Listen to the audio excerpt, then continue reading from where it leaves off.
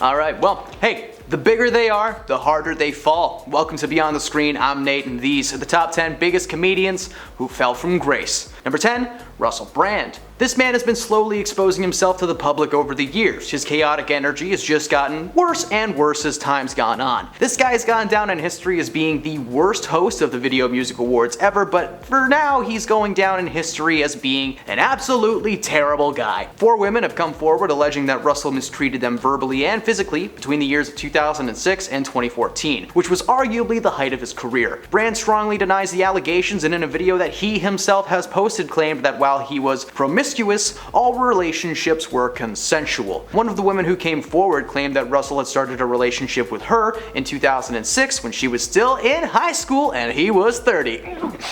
Apparently, they met while Russell bumped into her at a shopping center and proceeded to search/critique her purchases. According to the woman, the relationship was meant to be anonymous, with Russell asking her to straight up lie to her parents. He even wrote her a script to keep things smooth. Another woman alleged similar behavior in 2007, but added that he had a massive temper, becoming physical with her a few times. Several more women have spoken out about their situations with Brand, all of which are eerily similar and show that he has a pattern of some serious mistreatment. He will probably deny these allegations until the day he passes away, but the news has left his career up in smoke. Number 9. Would you mind just scrolling down, please, Chris? Thank you.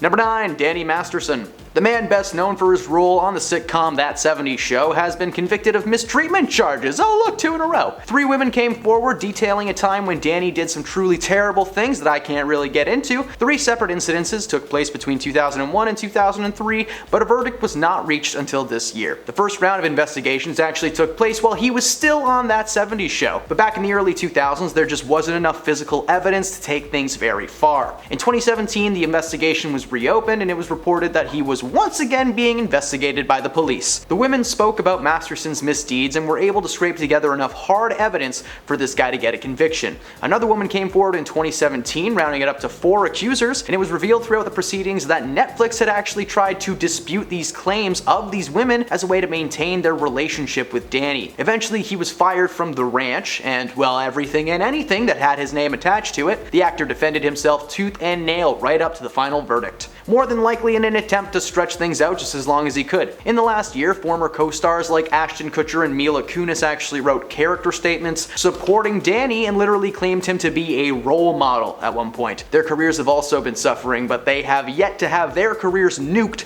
like Danny has. Number 8. James Franco. James Franco exists in this little bubble of public exile for using his powers for evil. The man behind some iconic characters like his portrayal as Tommy Wiseau or his role as Harry in Spider-Man, and so many more, just made this guy seem like he was on this long, successful career path, especially following his multiple collaborations with his longtime friend Seth Rogen, as well as a few more turns in serious roles like True Story alongside Jonah Hill. Apparently though, James has a problem with keeping his hands to himself, when it comes to his acting students especially. In 2018, 5 female students at a Studio 4 acting school in North Hollywood told the Los Angeles Times that Franco had parlayed his position to exploit them physically. 2 of those women sued Franco, and he was forced to settle outside of court and fork over $2.23 million. At the time, he was writing, acting, and starring in a show for HBO, which he was allowed to stay on and finish while it was being cancelled anyway. Not only did fans call for the cancellation of this series, but the public outcry forced his buddy Seth Rogen to drop his longtime pal, telling the Times of London that the scandal had changed their relationship and they had no plans on collaborating anytime soon. There's a pretty simple lesson here, folks. If you don't want to cancel yourself, just keep your hands to yourself. It's pretty easy. Number 7, Chris D'Elia. For a long time, Chris D'Elia was a very popular stand-up comedian with several stand-up specials under his belt. TV shows, film roles, he was at the top of everyone's list. However, he's now at the top of the do not even think about him list after 10 women came forward with claims of physical misconduct, and 4 of them were underage. Most of the accounts share a pattern. Chris would pester them for videos and photographs in exchange for free tickets to his shows. He would use that leverage to then find these women and become dark clouds in their lives. He'd pick out their clothes, he would impose curfews, and he even forced some of them to get tattoos of his initials. When one woman denied his advances, he actually blackmailed her into filming an apology video that he wrote himself. This guy is sadistic. Chris obviously denied every allegation, but the internet is forever, so messages and screenshots screenshots were quickly shared with lawyers and PR teams. Chris's career is gone. In fact, the news broke just a couple months before a movie he had wrapped production on was set to release, so the director Zack Snyder was forced to refilm his scenes with a different actor, costing millions of dollars, but it was well worth it to scrub his final performance from streaming services. Number 6. Louis C.K. There's not much to say about this man. He was once a giant in the world of comedy. He had his own show with his name on it. He was in movies and live shows. This guy was a very busy man, but apparently he was also busy being the creepiest creep to ever live. Hours before his film I Love You Daddy was set to premiere, it was pulled from theaters, and it turns out that Louis was being cancelled and publicly outed as a few things that I'm not allowed to say on the internet, so let's just call him slimy. For many years, Louis would use his status as a boss and a comedian to intimidate and mistreat his female counterparts. He would take women aside and ask them if they'd like to watch him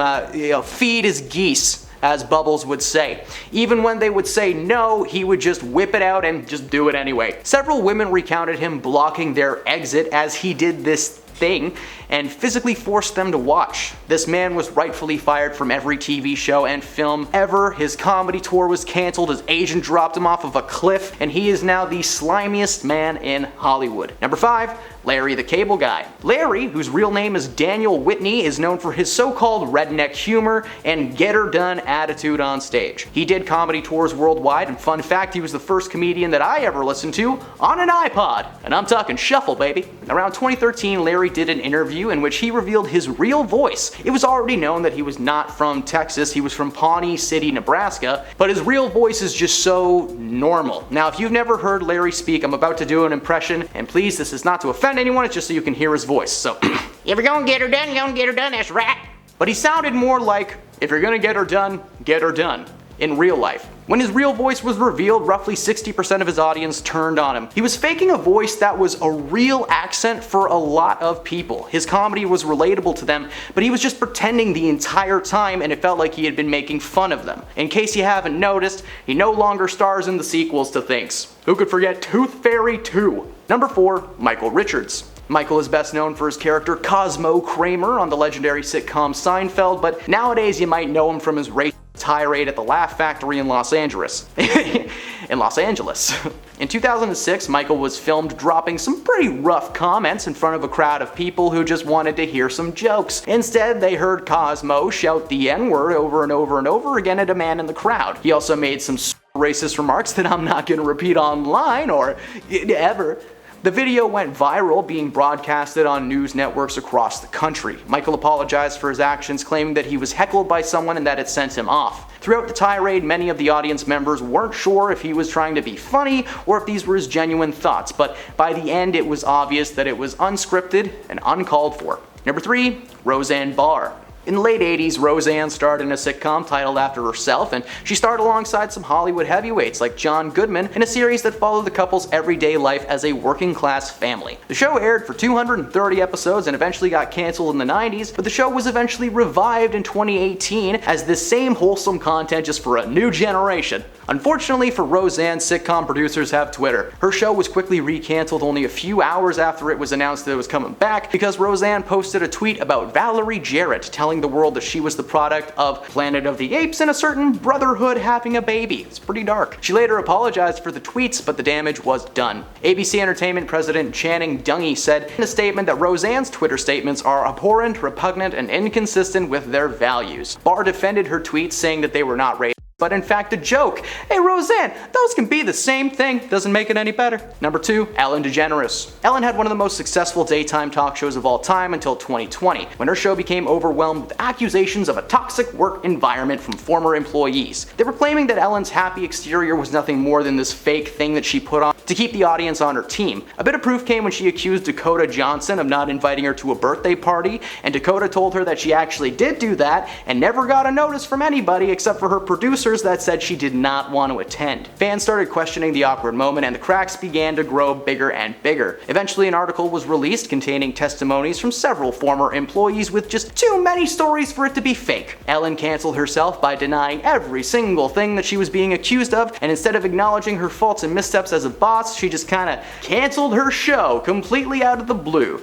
She didn't respond to any of the articles or the claims that she herself was a short-tempered tyrant. Instead, she just was like, alright guys, we're wrapping it up. up today. Her show was canceled amid all the controversy and has been on a hiatus ever since. Oh well, more time for Kelly Clarkson.